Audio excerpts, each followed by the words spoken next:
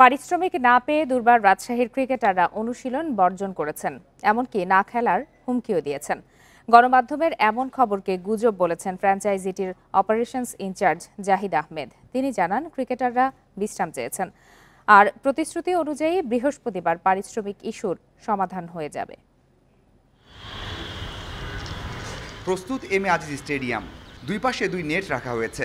অপেক্ষা ছিল কিছুক্ষণ পরেই রাজশাহী ক্রিকেটাররা আসবেন। সেই কিছুক্ষণ আর শেষ হয়নি।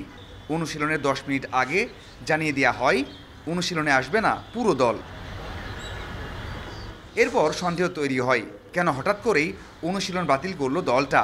তথ্যে যা বেরিয়ে আসলো তা সবাইকে অবাক করবে। এখন পর্যন্ত ক্রিকেটাররা কোনো অর্থই পায়নি।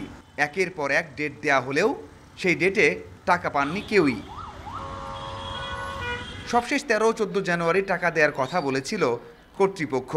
পাননি ক্রিকেটাররা। যে চেক পেয়েছিলেন সেখান থেকে নগদ করতে পারেননি কেউই। শেষ পর্যন্ত এমন কঠোর হয়েছে ক্রিকেটাররা, বর্জন করেছেন অনুশীলন, যা কিনা বিপিএলে এর আগে কখনোই দেখা যায়নি।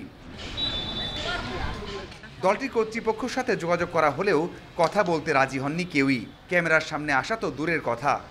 একদমই রং ইনফরমেশন। ওনার সবসময় অ্যাভেলেবেল। এখানে ফরেন প্লেয়ার এবং ফরেন যে ম্যানেজমেন্ট আমাদের আছে, কোচিং স্টাফ, সবারই 25% আমাদেরকে পেমেন্ট অলরেডি আমরা করে ফেলেছি।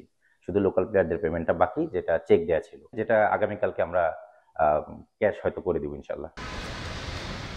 তারকাদের কাছ থেকে জানা গেছে, পেমেন্ট না পাওয়া পর্যন্ত অনুশীলনে যোগ দেবেন না কেউই। প্রয়োজনে ম্যাচও খেলবেন না। টিম ম্যানেজমেন্ট এবং প্লেয়াররা এদের কারো পক্ষ থেকে বয়কট ওয়ার্ডটি যায়নি। প্লেয়াররা রেস্ট চেয়েছে যে আমাদের ম্যাচ আছে, আমরা খুব টাফ শিডিউলের ভিতর দিয়ে যাচ্ছিলাম। দ্যাটস ওয়াই তারা রেস্ট চেয়েছে, আমরা রেস্ট দিয়েছি। এর সাথে পেমেন্টের কোনো ইস্যু আসলে ছিল না। এমন অবস্থাতে বিসিবি সভাপতি ভরসা, দুর্বার রাজশাহীর ম্যানেজমেন্ট সভাপতির সাথে কথা বলেই দ্রুতই সিদ্ধান্ত নেবে বলে জানা গেছে। Mazharul Islam, independent news, Chittagong.